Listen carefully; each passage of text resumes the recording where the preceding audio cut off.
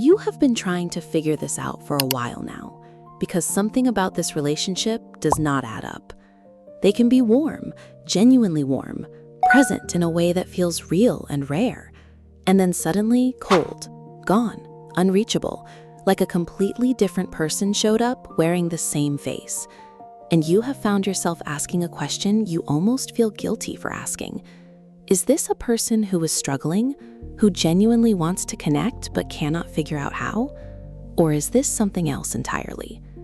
Because the confusion between fearful avoidant attachment and narcissistic personality is one of the most common and most costly mistakes people make when trying to understand their relationship.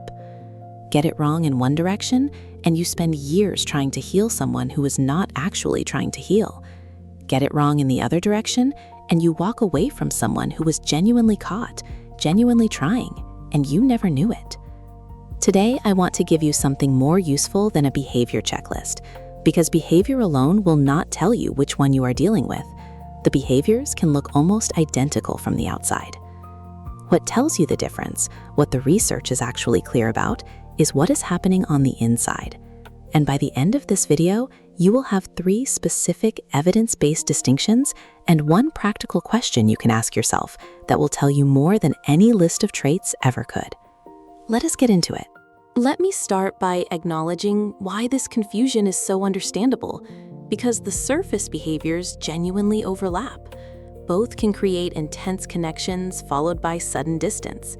Both can leave you feeling like you are always chasing something just out of reach. Both can be charming and engaging in the early stages of a relationship. Both can go hot and cold in ways that keep you perpetually off balance. Both can make you feel like the problem is you. That overlap is real, and it is why so many people spend months, sometimes years, misidentifying which pattern they are actually dealing with. But here is what the research tells us clearly. The overlap exists entirely at the behavioral level, at the level of internal experience, at the level of what is actually happening inside the person. These 2 patterns are almost completely different. And internal experience is where the meaningful distinction lives. A 2024 meta-analysis on narcissistic personality and attachment, published in Personality and Individual Differences, found that while narcissistic individuals show some surface-level attachment behaviors, particularly idealization followed by devaluation, the underlying emotional processing is structurally different from disorganized, fearful avoidant attachment. In a few minutes, I am going to give you 1 specific question, just 1, that will tell you more about which pattern you are dealing with than any behavior list you have ever read. That is coming up shortly. But first, I need to give you the 3 core distinctions the research supports. Different cause, different internal experience, different prognosis, different response to intervention. Same surface, completely different underneath. Part 2, Distinction 1, Empathy. And I want to be precise about this because it is more nuanced than most content on this topic acknowledges. Fearful avoidants have empathy, often in overwhelming amounts. This is one of the defining features of disorganized attachment that research consistently identifies. Fearful avoidants are frequently described by clinicians as hyperempathetic, acutely sensitive to the emotional states of others, sometimes to the point where other people's pain registers in their own body as if it were their own. This is part of why the relationship with a fearful avoidant can feel so intensely connecting in its warm phases. They are genuinely attuned. They feel you. When they are present, they are fully present in a way that feels rare. Narcissistic personality disorder is characterized, at the clinical diagnostic level, by significantly impaired empathy. The DSM-5 criterion is explicit: not reduced empathy, not selective empathy, impaired empathy as a core feature of the personality structure. This does not mean narcissistic individuals feel nothing. Research on narcissism is more nuanced than the popular conception. But the capacity to genuinely register another person's inner experience, to feel with them rather than about them, is structurally compromised in narcissistic personality, in a way it is not in fearful avoidant attachment. The practical difference looks like this. When you are in pain, when you are crying, when you are frightened, when you are struggling, a fearful avoidant will often be moved by that. They may not know what to do with it. They may withdraw because the emotional intensity overwhelms their nervous system, but they register it. It lands in them. A narcissistic individual typically does not register it the same way. Your pain either does not compute, or it becomes information to be managed rather than an experience to be shared. Pay attention to which one feels true in your specific situation. Ask yourself this honestly. When you have been in genuine pain in front of this person, not performing pain, not making a point, just actually struggling, what did their face do? Not what did they say, not what did they do afterward. What did their face do in the first 3 seconds? That involuntary response, before they had time to manage it, tells you something about whether your pain registers as real to them. Keep that moment in mind as we go through the next 2 distinctions. Part 3. Distinction 2. Shame and remorse. The second distinction is shame, and this one is counterintuitive, so I want to explain it carefully. Fearful avoidants carry significant shame about their own behavior, particularly after a shutdown, a withdrawal, a moment where they hurt someone they cared about. Research on disorganized attachment consistently finds elevated shame responses in fearful avoidant individuals. They often know, even in the moment, that what they are doing is hurtful. The pushing away, the going cold, the disappearing, they feel the wrongness of it. And after the fact, they frequently experience genuine remorse. Not performed remorse, not strategic remorse offered to de-escalate the situation. Genuine internal distress about the impact of their behavior on someone they care about.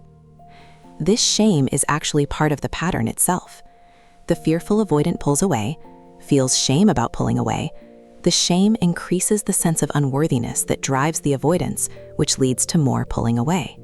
It is a painful, self-reinforcing cycle. Narcissistic personality operates very differently around shame and remorse. Research on narcissistic personality, including a significant 2025 study in the Journal of Personality, found that narcissistic individuals characteristically externalize responsibility. When something goes wrong in a relationship, the problem is reliably located outside themselves, in the partner's behavior, in the circumstances, in misunderstanding, in anything other than their own internal pattern. Remorse, when it appears, tends to be strategic, offered when it serves a purpose, withdrawn when it no longer does. The practical distinction: after a painful incident, after they hurt you, do they come back with genuine accountability? Do they name specifically what they did and why it was harmful, without immediately redirecting to your role in it? Does the remorse appear even when there is no immediate consequence for not offering it? Or does the accountability always come with a qualifier, always find its way back to something you did, always seem to arrive at exactly the moment it would be most useful for managing the situation? The third distinction is the one that surprises people most, and it is the most practically useful because it is something you can actually observe in real time. That is coming up right after this. Part 4, Distinction 3, Response to being seen. The third distinction is what happens when you see them clearly, when you name what they are doing with compassion and accuracy, and you watch what happens next. This is the most diagnostically useful distinction of the 3 because it is observable in real time and it bypasses the behavioral overlap entirely. When you see a fearful avoidant clearly, when you say something like, "I notice you pull away when things get close, and I understand why that might happen," something shifts in them. Not immediately, not dramatically, but something in the quality of their presence changes. They may not be able to articulate it. They may even deflect or minimize, but there is often a softening, a moment of being relieved to be understood, a flicker of something that looks like recognition. Research on therapeutic change in fearful avoidant clients consistently identifies this moment, the moment of being accurately seen without judgment, as one of the primary catalysts for change. The fearful avoidance nervous system has spent years bracing for the response to being truly known. When that response is compassion rather than rejection or abandonment, something begins to shift. When you see a narcissistic individual clearly, when you name the pattern directly, the typical response is structurally different.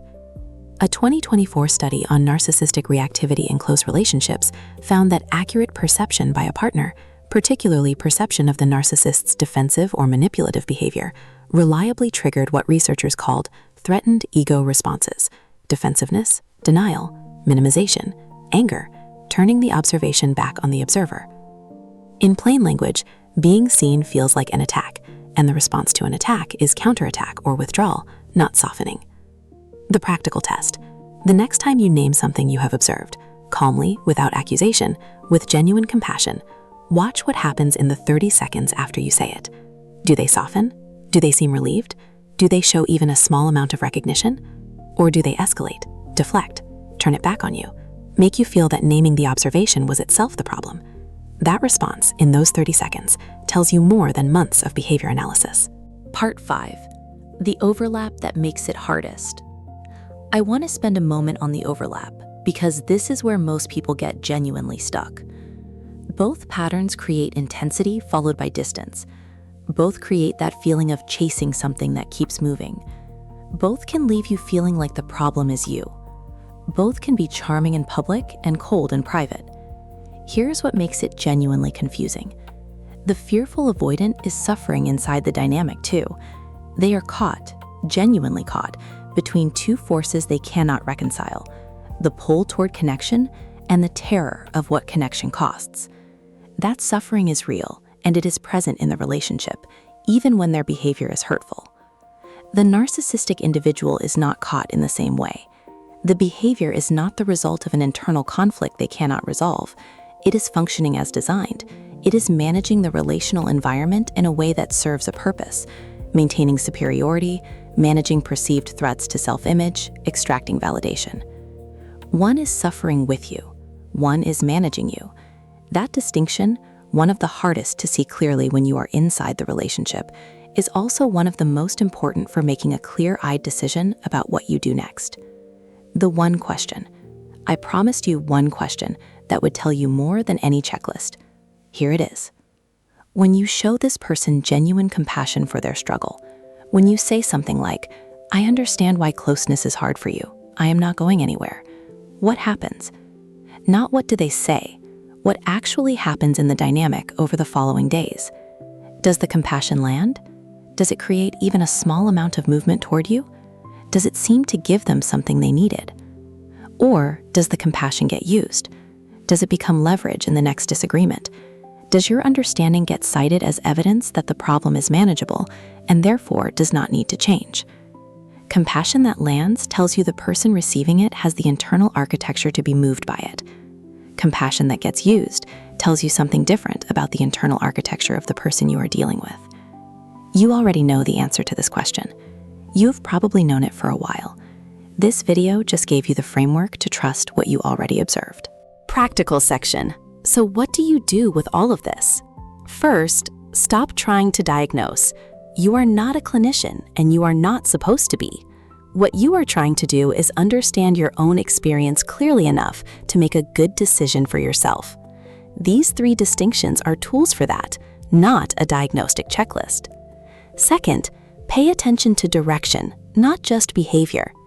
The fearful avoidant and genuine growth will show movement, slow, imperfect, inconsistent movement, but movement. The window of closeness they can tolerate expands over time. The repairs happen more frequently, the shutdowns become shorter. Direction matters more than any single moment. Third, your safety and well-being are the non-negotiable. Understanding why someone behaves the way they do, whether it is fearful avoidant attachment or narcissistic personality, does not obligate you to stay. Understanding is for clarity. Clarity is for decision-making. The decision is always yours. Fourth, get support for yourself regardless. Whether you are in a relationship with a fearful avoidant or a narcissistic individual, the impact on your own nervous system is real. Therapy, support groups, and content like this channel are not luxuries. They are the work of understanding what happened to you and what you want to happen next. Here is what I want you to carry from this video. The confusion you have been feeling is not a failure of your perception. These 2 patterns genuinely overlap at the surface level. The research confirms it, and the clinical literature acknowledges it. What distinguishes them lives underneath the behavior, in the empathy, in the shame, in what happens when you offer compassion, in what happens when you see them clearly. You have probably been collecting that evidence for longer than you realize. This video just gave you a framework for understanding what you already know. One last thing. If you watched this video because you recognized yourself in the fearful avoidant description, not the narcissistic one, I want you to hear this directly. Recognizing the pattern is not the same as being condemned by it. The research on earned secure attachment is clear. People with fearful avoidant attachment can and do move towards security. The past is not destiny, but it requires the specific kind of work that reaches the nervous system, not just the mind. You are not broken. You are wired a specific way for a specific reason, and that wiring can change. If this video found you at the right moment, subscribe, because this is exactly the depth we go to here. And drop something in the comments, even just, "I needed this clarity today." I read every single one. Take care of yourself. I will see you in the next one.